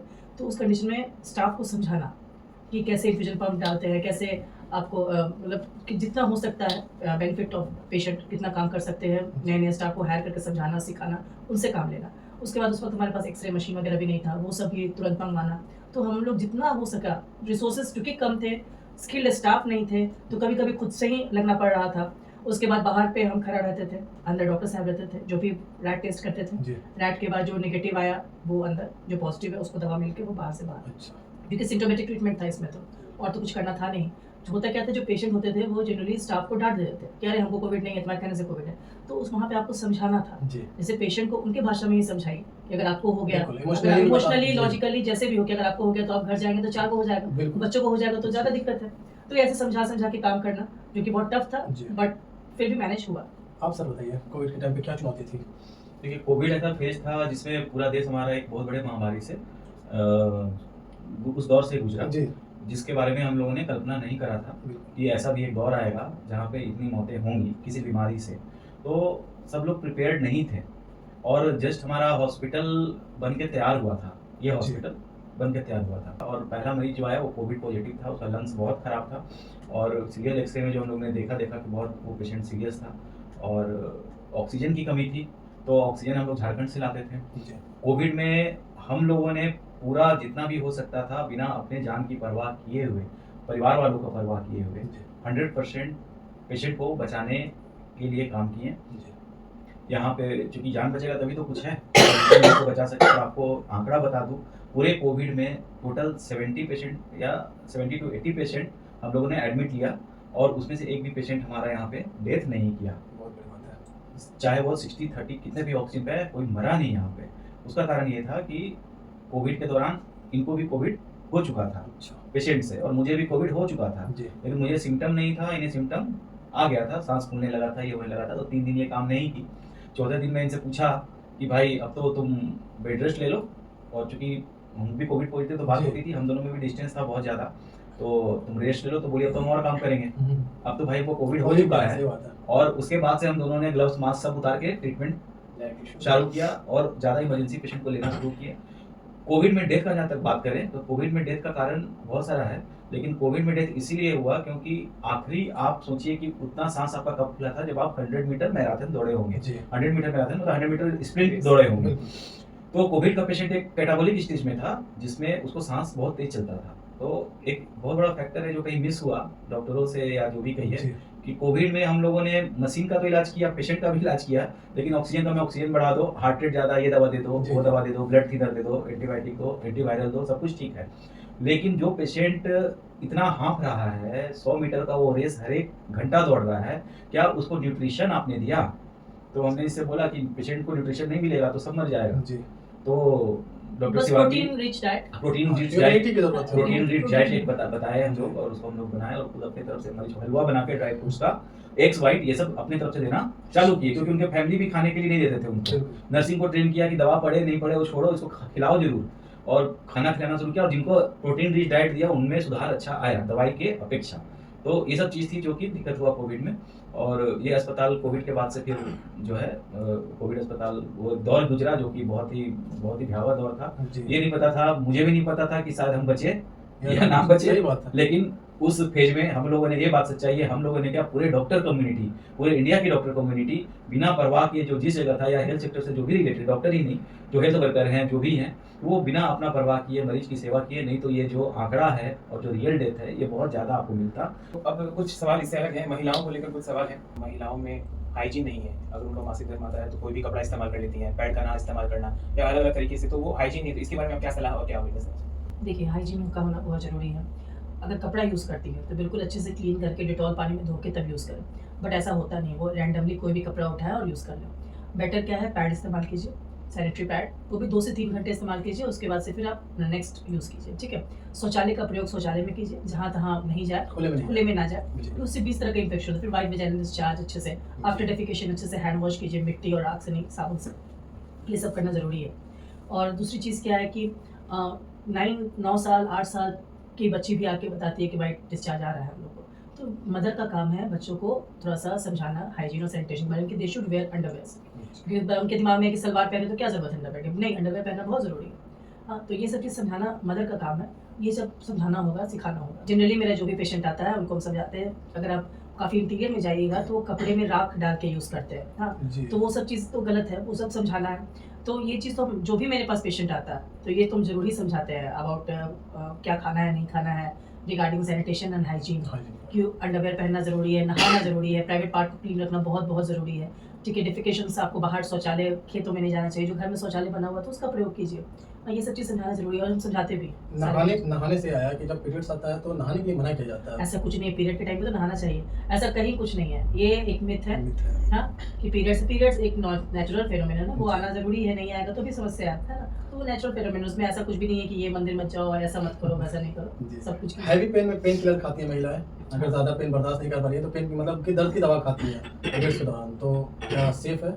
एक्चुअली देखिए कोई भी दवा जो है पेन किलर वो अच्छा नहीं होता जी। बॉडी के लिए, ठीक है, वो खराबी होता है। कोशिश कीजिए कि जब पेन वगैरह हो, क्रैम्प्स वगैरह आए तो गर्म पानी होता है उससे सेकिए, वो बेटर है। अगर फिर उसके बावजूद भी नहीं आप बर्दाश्त कर पा रहे तो ठीक है, आप एक मेफ्टाल स्पाज्म खा लीजिए, क्योंकि थोड़ा सेफेस्ट ड्रग है, बट बेटर है कि आप कोशिश कीजिए थोड़ा एक्सरसाइज वगैरह करें, ताकि उससे थोड़ा पेन रिलीफ होता है। योगा कीजिए, मेडिटेशन कीजिए, एक्सरसाइज कीजिए, ये सब बहुत फायदेमंद होता है। प्रेगनेंसी के दौरान लेडीज लोग ज़्यादा आराम करने के लिए सोचती हैं या फिर सोचती हैं कि अब 9 महीने का बेड रेस्ट हो गया, तो इसको कैसे देखती हैं आप? नहीं, प्रेगनेंसी के दौरान आप रेस्ट की जहाँ तक बात है, आप कभी देखे होंगे यहाँ पे जो मिट्टी वगैरह का जो धान रोपते जी। हैं, ग्रामीण एरिया में आप देखते हैं इस साइड भी, मेरे घर के सामने ही जो फील्ड है जी उसमें धान की खेती होती है, जी, जो जी। गर्भवती महिला 8-8 महीना की वो वो रोपनी करती है आसानी से, जबकि उनका न्यूट्रिशनल स्टेटस भी जीरो है और नॉर्मल डिलीवरी भी और होता है। नॉर्मल डिलीवरी भी होता है। मेरा ये कहना है कि सब कुछ यहाँ डिपेंड करता है। हाँ, अगर कोई जी। पेशेंट है जिसको समस्या है, जैसे प्लासेंटा प्रेविया है, ऐसा कुछ है, तो मना करते हैं कि भैया तुम काम मत करो, थोड़ा रेस्ट करो, क्योंकि जी। ब्लीडिंग होने का चांसेस। लेकिन जब ठीक है तो फिर हल्का फुल्का एक्सरसाइज करना, हाँ, भारी वजन नहीं उठाना है, झुक के काम नहीं करना है, बट बाकी जो काम धंधा होता है घर का, अपना पढ़ाई लिखाई है। बहुत सारी पेशेंट आती है, वो बोलती है कि बच्चा पेट में तो क्या पढ़ सकते हैं, बोले पढ़ाई का इससे कोई रिलेशन नहीं है, आप पढ़ाई कीजिए, पढ़ाई अच्छी बात है, करना चाहिए, ऐसा कहीं कुछ नहीं है, बस भारी काम नहीं करना है और थोड़ा अवॉइड करना है स्ट्रेस वगैरह, बस। डिलीवरी के समय नॉर्मल नहीं करा के डॉक्टर ज़्यादातर प्रीफर करते हैं कि सिजेरियन करा लें, तो ये ऐसा क्यों करते हैं डॉक्टर्स? देखिए, अगर कोई समस्या है पेशेंट को, ठीक है, मान लीजिए कि ट्रांसवर्स रिप्रेजेंटेशन या ब्रीच है या कोई तरह का समस्या है, ओलिगोहाइड्रोमियोज है, मतलब कि पानी कम है, ऑपरेट करके बच्चा निकालेंगे, बहुत सारी फीमेल जो है वो ऐसा है कि दर्द बेयर नहीं कर पा रही। अब जैसे आप है, मतलब कोई फीमेल आई मेरे पास, तो नॉर्मल डिलीवरी फीमेल के हाथ में है। हम डॉक्टर है, मेरा काम असिस्ट करना, जी, पुश करना उनका काम है। उनका है कंट्रैक्शंस कब आ रहा है, कब उनको पुश करना है। बाकी डायलेशन वगैरह चलो ठीक है, देख रहे हो कब 10 सेंटीमीटर हुआ, कब 8 सेंटीमीटर हुआ, कब कितना बढ़ा, तो उस अकॉर्डिंग है, तो उसको उस टाइम पे उसको पुश भी करना है। हाँ, अगर मान लीजिए नहीं हो रहा है तो कभी कभार तो कट लगाना ही पड़ता है, वो तो दैट इज डिफरेंट थिंग। बहुत सारी लड़की, अरे इतना दर्द, बहुत सारे तो गूगल वाले लोग हैं, गूगल से पढ़ कर आते हैं। हाँ, अपने आप को ही डॉक्टर बन जाते हैं। हाँ, बहुत सारे तो 4-4 प्रिस्क्रिप्शन हाथ में है। ये डॉक्टर जो है बहुत अच्छी डॉक्टर है शेरघाटी की, जी, ये डॉक्टर जो है कोई दवाई लिखी है बचपन का, हम क्या समझेंगे, तो हार्मोनल मेडिसिन है, जी, जी, बिल्कुल। तो जो डॉक्टर साहब सही लिखी है वो, फिर वही पेशेंट गया, हमें डॉक्टर को दिखाई है, ये मेडिसिन, ये हमको ये थायराइड का मेडिसिन लिख दी है। अब क्या समझाए कि खैर छोड़िए जो भी है, कभी कभी मुश्किल होता है, बहुत मुश्किल होता है क्योंकि पेशेंट गूगल पे सर्च करके आता है, खासकर फीमेल। तो मैम कुछ मिथ हैं जो कि बहुत ज़्यादा प्रचलन है, तो इस पर भी एक नज़र डाल लेते हैं। जैसे कि प्रेगनेंसी के दौरान चाय पीने से बच्चे काले पैदा ऐसा होते कुछ हैं। नहीं है। फिर जेनेटिक का क्या रोल है, जीन्स का क्या रोल है, जो मैंने सो खाओ पियो, बट हाँ पानी को पियो, फ्रूट्स को खाओ और अवॉइड करो टेंशन, बाहर का फूड अवॉइड करो, नहीं खाना चाहिए बाहर का। ये कि प्रेगनेंसी के दरमियान पपीता नहीं खाएं, पाइनएप्पल नहीं खाएं। जो पपाया पाइनएप्पल सब खा सकते हैं, बाहर विदेश में जाके देखिए आप, पपाया पाइनएप्पल सब खाते हैं। मेन है कि पपाया का जो बीज होता था वो पहले जी। के ज़माने में अबॉर्शन कराने के यूज़ होता था, तो ऐसा कुछ भी नहीं है। आप बीज हटाइए और राइट पपाया है, पाइनएप्पल है, whatever you want to have खाइए। जामुन खाने से बच्चे के कलर पे कोई फर्क पड़ेगा? जामुन बहुत अच्छा चीज़ होता है, सीजनल फ्रूट है, जी। बच्चा पेट में आए तो जरूर खाइए, बच्चे का कलर सारा कुछ जेनेटिक्स होता है, जेनेटिक्स कुछ होता भी है। खाने पीने से बच्चे उसका के कोई कलर पे मतलब नहीं बनता। नहीं असर पड़ता है। तो सर कुछ सोशल मीडिया पे सवाल हैं, बल्कि सवालात हैं कि एक अंशुमन गौतम हैं जो सोशल मीडिया हैंडल यूज़ करते हैं, उनका सवाल ये पूछना है कि सरकारी डॉक्टर होने के बावजूद आप प्राइवेट हॉस्पिटल खोल कर बैठे हुए हैं, सीधा सीधा यही सवाल है इनका, और क्या वजह है कि अस्पताल में इलाज ढंग का उपलब्ध नहीं है? इनका पहला क्वेश्चन है कि सरकारी डॉक्टर होने के बावजूद आप अस्पताल खोल के बैठे हुए हैं। जी। तो उनके जानकारी के लिए मैं बोल दूं कि मैं आज के डेट में सरकारी डॉक्टर नहीं हूं। जी। मैं ऑलरेडी सरकारी पोस्ट से 2022 में रिजिग्नेशन दे चुका हूं, पर मेरी रिजिग्नेशन एक्सेप्ट नहीं हुई है। मैं अभी लीव विदाउट पे पे हूं, और कोई भी बिहार में सरकारी डॉक्टर प्राइवेट प्रैक्टिस कर सकता है, ये लॉ है, क्योंकि हमें एनपीए नॉन प्रैक्टिस अलाउंस नहीं मिलता नहीं है। मिलता जी। अदर स्टेट में एनपीए है तो वहाँ पे आप प्रैक्टिस नहीं कर सकते, पर बिहार में आप खाली टाइम में, ड्यूटी आवर में जी। नहीं, खाली टाइम में आप अपना प्रैक्टिस कर सकते हो। पुनीत कुमार ने वैसे जवाब दे दिया था, पुनीत कुमार ने उन्होंने इसमें जवाब दे दिया था कि आपको बता दें कि डॉक्टर संदर्शी सरकारी हॉस्पिटल में नियुक्त नहीं है। ठीक है, एक शमशेर अली HAC हैंडल है, वो पूछ रहे हैं आजकल हॉस्पिटल में मुर्दों का भी इलाज हो रहा है, उसके बारे में डॉक्टर्स की क्या राय है? डुप्लीकेट मेडिसिन बाजार में धड़ल्ले से बिक रही है, पैसे की कमी की वजह से मरीज को हॉस्पिटल में एंट्री नहीं दिया जाता है और ऑपरेशन नहीं किया जाता है। इन चीज़ों पर सवाल करने का पूछा बोला गया है। इनका पहला क्वेश्चन है कि आज के अस्पताल में मुर्दों का इलाज हो रहा है, तो ऐसा तो कोई डॉक्टर जो है, कोई भी डॉक्टर है, वो कभी मुर्दा का इलाज नहीं करेगा। एक दो केस फेसबुक में या सोशल मीडिया में आया है ऐसा। कॉर्पोरेट हॉस्पिटल, जो बड़े बड़े कॉर्पोरेट हॉस्पिटल होते हैं, जिनको हैंडल बड़े बड़े कॉर्पोरेट लोग उद्योगपति कर रहे हैं, तो जहाँ पे आप हेल्थ सिस्टम में कॉर्पोरेट घुसाइएगा, corporate means profit earning organisation, जी। तो वो जब 100 करोड़ का अपना हॉस्पिटल बनाया है, तो 100 करोड़ में उसको जो है एक महीना में 1 करोड़ तो चाहिए ही चाहिए। जी। अब वो तो बिजनेस कर रहा है ना, तो वो भी एक आधा केस हुआ होगा कभी, या कोई मिसकंसेप्शन। नहीं, कोई भी डॉक्टर कभी भी गलत चीज़ नहीं करेगा, भले कॉर्पोरेट के प्रेशर में कभी ऐसा कुछ हुआ हो, वो बात अलग है। दूसरा चीज़ की नकली दवाइयाँ, ये तो सारे चीज़ में आज के डेट में नकली असली सब ब्रांड में सब कुछ है। तो मेन है कि डॉक्टर्स को और ग्राहक को सजग होना चाहिए। जी। आप हमारे काउंटर से भी दवा लेते हैं, तो क्या आप बिल पे करते हैं? आप बिल पे कीजिए, जीएसटी कटवाइए, जिस भी काउंटर में आपको बता दे रहे हैं और व्यूअर्स को भी बता दे रहे हैं, जहाँ से भी आप ऑन बिल जीएसटी बिल से दवाई ले रहे हैं, वहाँ नकली होने का चांस कम है। उसका बैच नंबर होता है, वो होता है। जी। और आपको सर्दी खांसी बुखार हुआ, आप जाके मेडिकल में दवा ले लिए 10 रुपया 20 रुपया 30 रुपया का, तो उसका बिल आपको नहीं मिला है, तो वहाँ नकली का होने का चांस है। नो डाउट नकली दवाई का बहुत बड़ा मार्केट है, लेकिन कोई भी डॉक्टर का हथियार दवाई ही है। कोई डॉक्टर, यदि मैं यहाँ प्रैक्टिस कर रहा हूँ, दवाई से मरीज ठीक होगा, मैं खुद से जांच पड़ताल करके ही दवाई को लिखता हूँ, देखता हूँ और करता हूँ। ठीक है, एक फरमान जिलानी है, नहीं उनसे पहले सैयद सनाउल्लाह है, वो पूछ रहे हैं रेफर बहुत जल्दी करते हैं क्यों आप एक्सीडेंट केस में? रेफर, जहाँ तक रेफर का मामला है, तो कोई एक्सीडेंटल केस आया, उसका हड्डी टूटा हुआ है या हड्डी में उसको ऑपरेशन का जरूरत है, प्लास्टर का जरूरत है, तो हमारा स्पेशलाइजेशन हड्डी जोड़ने के लिए नहीं है। आप एक्सीडेंट करके आओगे, हम आपका प्राइमरी ट्रीटमेंट करेंगे, आपका ब्लड लॉस रोकेंगे, आपको वहाँ पे रिससिटेट करेंगे कि आपकी जान बचे। जान बचाने के बाद जो है फ्रैक्चर वगैरह सही करना है, वो हड्डी का डॉक्टर करेगा। हमारे पास अभी हड्डी के डॉक्टर नहीं होंगे, तो इनको रेफर किया गया होगा।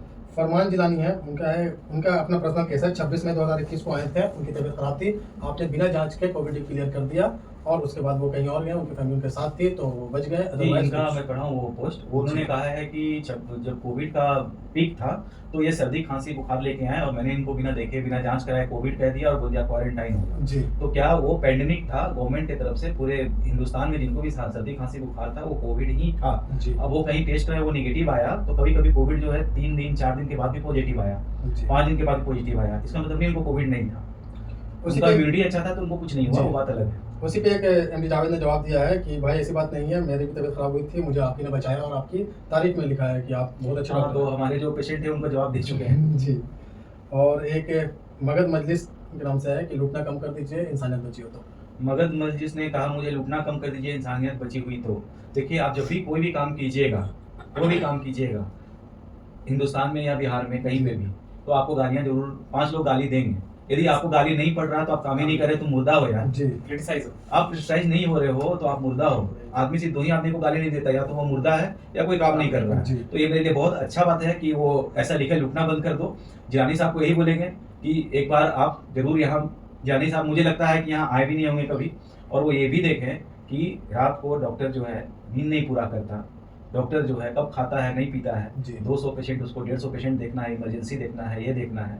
पैसा के लिए कोई डॉक्टर नहीं कमाता आज की डेट में। और आज जो हमारा स्टेटस है, आप यकीन मानो ऊपर वाले ने हमारे परिवार को, मैं कोई स्ट्रगल करके आगे नहीं बढ़ा हूँ, मेरे फादर डॉक्टर थे, I born with golden spoon, मैं कोई सोने की स्ट्रीट चम्मच के साथ पैदा पैदा हुआ, मेरे फादर डॉक्टर थे। अभी जो हमारा स्टेज है यहाँ पे कोई भी डॉक्टर जो है पैसे के लिए नहीं कमाता, कोई बस। लूट के लिए नहीं कमाता, जी लोग अपना काम कर रहा है। और ये भी देखिए कि बहुत लोग का विदाउट मनी, जिसके पास पैसा नहीं है, जी। जब आप मेरे बारे में पूरा अच्छे से जान लीजिए, जांच पड़ताल कर लीजिए, उसके बाद किसी कंक्लूजन पे पहुंचिए कि लूट रहे कि नहीं लूट रहे। ठीक है मैम, एक और है आपसे सवाल है प्रभास रावत का। जी डॉक्टर कराने आते हैं डॉक्टर साहब से, इलाज डॉक्टर कराने। साहब आपके पास भेज देते हैं। इलाज कराने डॉक्टर संदर्शी साहब के पास आते हैं, संदर्शी देखिए, साहब अगर का ये- डॉक्टर कराने बोलेगा हाँ। अच्छा फिर से कर रहे हैं मैम, आपसे एक सवाल है प्रभास रावत का कि इलाज कराने आते हैं डॉक्टर साहब से, डॉक्टर साहब आपके पास भेज देते हैं, ऐसा क्यों होता है? ऐसा इसलिए होता है कि first of all this is not dispensary, this is a hospital. जी। ये एस समदर्शी हॉस्पिटल है, ठीक है, पहला। दूसरा चीज क्या है कि इतने सारे पेशेंट को एक आदमी नहीं देख सकता। आपको जब पेशेंट मेरे पास आया तो सबसे पहला जो चीज़ है वो है हिस्ट्री लेना। पेशेंट को क्या चीफ कंप्लेन है, क्या समस्या हो रहा है उसका, जी। उसका बॉवल हैबिट, ब्लैडर हैबिट। मेरा पेपर देखिएगा तो उसमें सब कुछ लिखा है, और एग्जामिनेशन जी आप मतलब कैसा है, ये सब चीज़ चेक करके देखना क्या है, नहीं है ब्लड है कि नहीं, वो इल लुकिंग फेस दिख जाता है टिपिकल आपको, वो सब कुछ। उसके बाद फिर इन्वेस्टिगेशन, जो जो वो प्रॉब्लम बता रहा है उससे रिलेवेंट इन्वेस्टिगेशन। इतना आपका हो गया तो आपका सारा काम कंप्लीट। अब जब डॉक्टर साहब बैठेंगे तो वो दवा लिख देंगे। बहुत सारा पेशेंट वापस मेरे ही पास घूम के चला आता है जी। कि भाई जो हमसे खुश हो गया वो वापस आया, तो मेरा जो काम है दवा लिखना, और दवा लिखने के बाद खान पान बताना, एक्सरसाइज तक बताना कि कैसे एक्सरसाइज करना, क्या है थायराइड पेशेंट को क्या खाना है, बीपी पेशेंट को क्या खाना है, शुगर पेशेंट को क्या खाना है, प्रेगनेंसी में क्या खाना है, तो सब कुछ बताना। तो दैट इज़ माय ड्यूटी। अब पेशेंट नहीं, थोड़ा तो समझना चाहिए ना कि एक आदमी, आपका हिस्ट्री प्रॉपर्ली लेना बहुत ज़रूरी है। अगर आप सही हिस्ट्री नहीं लीजिएगा, आप सही इन्वेस्टिगेशन तक नहीं पहुंचेगा, डायग्नोसिस सही नहीं बनेगा, ट्रीटमेंट अच्छे से नहीं हो पाएगा। देखिए उनको जो पूछे हैं ये सवाल कि डॉक्टर जी। साहब ए, मैडम के पास भेज देते हैं, तो उनको तो और कुछ होना चाहिए कि एक फीस में उनको 2 डॉक्टर इलाज कर रहा है। सही एक फीस बात है। में 200 रुपया में 2 डॉक्टर देख रहा है तुम्हें इसमें भी प्रॉब्लम है। देखिए सबसे पहला भी थे मास्टरबेशन से एडिक्शन होता है कि वीकनेस Weakness होता है होता कि है। नहीं। मास्टरबेशन एक नेचुरल प्रोसेस है जी और बहुत सारा इसमें रिसर्च भी हुआ है, अभी आर्टिकल्स बहुत सारा इसमें पढ़ा हुआ है। आप यदि 30 दिन में 22 दिन भी मास्टरबेशन कर रहे हैं, 26 दिन भी कर रहे हैं या 30 दिन भी कर रहे हैं, दिन में एक बार भी कर रहे हैं, तो वो नॉर्मल फिनोमिनन है। लेकिन यदि आप इस चीज़ को अपने माइंड पे हावी कर लिए, मेंटली आप इसके अधीन होते जा रहे हैं, आप दिन में 3 बार कर रहे हैं, 4 बार कर रहे हैं, तो ये आपके हेल्थ को कहीं ना कहीं अफेक्ट करेगा। ह्यूमन स्पीसीज जो है, जैसे जो सेक्स ये चीज़ है, इसको और खुल के आना चाहिए बाहर, लोगों को बात करना चाहिए इसके बारे में। लोग नहीं बात करना चाहते हाँ, हैं और गलत समझते हैं। हाँ, सेफ और हाइजीनिक सेक्सुअल प्रैक्टिस रखना चाहिए, जी। है ना। मास्टरबेशन कोई रोग नहीं है, ये नॉर्मल प्रोसेस है। ऊपर वाले ने इस तरह शरीर को बनाया है कि लोग सेक्स नहीं करेगा, ये नहीं करेगा तो उसका ह्यूमन आएगा नहीं। आज हम यहाँ पे हैं, आप वो बैठे हुए, ये सब जो है इसी का बाई प्रोडक्ट है। जी अच्छा, एक चीज़ अगर ऐड कर दें तो ये सेक्स एजुकेशन ना आज भी सेक्स हिंदुस्तान में एजुकेशन एक टैबू माना जाता है। जी। सेक्स एजुकेशन को प्राइमरी स्कूल से स्टार्ट करना चाहिए। ये नॉलेज की कमी के कारण लोग अपना मिथ पाल दिए हैं। बिल्कुल। और मास्टरबेशन कोई खराब चीज नहीं है, और कोई युवा यदि मास्टरबेट कर भी लिया, उसे बहुत ह्यूमिलिएट होने का जरूरत नहीं है कि हमने गलत जी काम कर वो लिया, बहुत गिल्टी फील करता है। गिल्ट होने का जरूरत नहीं है। हाँ, लेकिन इसको एक लिमिट तक ही करें, ना करे बहुत अच्छा है। जी। और आप खाली टाइम अपना नहीं दे, दिमाग और अपने हाथ को काम में व्यस्त रखें, है ना? इससे आप addiction छुड़ा तो सकते इससे हैं। एडिक्शन छुड़ा सकते हैं। आपको जब भी मास्टरबेट करने का मन करे, आपके सामने जो भी मैदान है उसका 10 चक्कर मार लें, आपका मन खत्म हो जाएगा। बिल्कुल। या 10 या 15 या 30 अपने जरूरत के अनुसार दंड बैठक मार लें, आपका मन मास्टरबेशन से हट जाएगा, अपने माइंड को भटका लें। जी। और इससे कोई हेल्थ को हजार्ड नहीं होता, ये जी। नॉर्मल प्रोसेस है जो बना हुआ है। तो सवालों को खत्म करने से पहले लास्ट एक रैपिड फायर जी, जरूर, जरूर। तो रैपिड फायर है जिसमें कुछ सवाल हैं जो डायरेक्टली आपसे पूछे जाएंगे, उसका शॉर्ट में या एक वर्ड में आंसर दे सकते हैं आप। फोन यूज करने से कैंसर होता है? No. No. Sanitary pad use करने से कैंसर होता है? नो। पीरियड के समय महिलाओं को अछूत माना जाता है, क्यों? ऐसा कुछ भी नहीं है, ये एक नॉर्मल प्रोसेस है। इट्स अ नॉर्मल प्रोसेस, कोई दिक्कत नहीं इसमें। ये एक मिथ का क्वेश्चन भी बीच में है कि दही मछली को एक साथ खाने से सफेद दाग हो जाता है। दूध मछली है मछली या उसका- दही मछली? ये मिथ है कि दही मछली या दूध मछली खाने से सफ़ेद दाग होते हैं, बट इसका शायद प्रमाण नहीं है कोई। नहीं, एक्चुअल में क्या है कि ये दोनों हाई प्रोटीन डाइट है हाँ। और दोनों डाइट का अलग अलग है। दूध एक सात्विक भोजन है और मछली एक मछली तामसिक तामसिक भोजन है। भोजन एक साथ पचने में भी हाँ, दिक्कत होती मुझे है। भी इसका बहुत नॉलेज नहीं है, आयुर्वेद के लोग ज्यादा बताएंगे जी। क्योंकि हमारा एजुकेशन या ट्रेनिंग इस दूध मछली या कॉम्बिनेशन का हम लोग पढ़ाई नहीं पढ़े। बीपी को कंट्रोल करने के लिए बीपी और डायबिटीज दोनों को कंट्रोल करने के लिए क्या किया जाए? Lifestyle modification. और डाइट मॉडिफिकेशन सबसे पहला उपाय। आपको बीपी या डायबिटीज यदि हो रहा है तो अपना लाइफ स्टाइल चेंज कीजिए, एक्सरसाइज कीजिए, डाइट को सही कीजिए। उससे नहीं होता तब दवाइयाँ का सहारा लीजिए, है ना? और नमक, बीपी है तो नमक कम कर दीजिए। तो सर एंड मैम बहुत बहुत शुक्रिया, इस पॉडकास्ट को आप खत्म करते हैं। और इस पॉडकास्ट के जरिए आप व्यूअर्स को क्या मैसेज देना चाहें, तो मैम आप पहले और उसके बाद सर आप। देखिए व्यूवर्स को मेरा ये मैसेज रहेगा कि अपने लाइफस्टाइल मॉडिफिकेशन करें, खान पान पे ध्यान दें, एक्सरसाइज फिजिकल एक्टिविटी रोज करें और अपने आप को व्यस्त रखें ताकि मस्त रहे।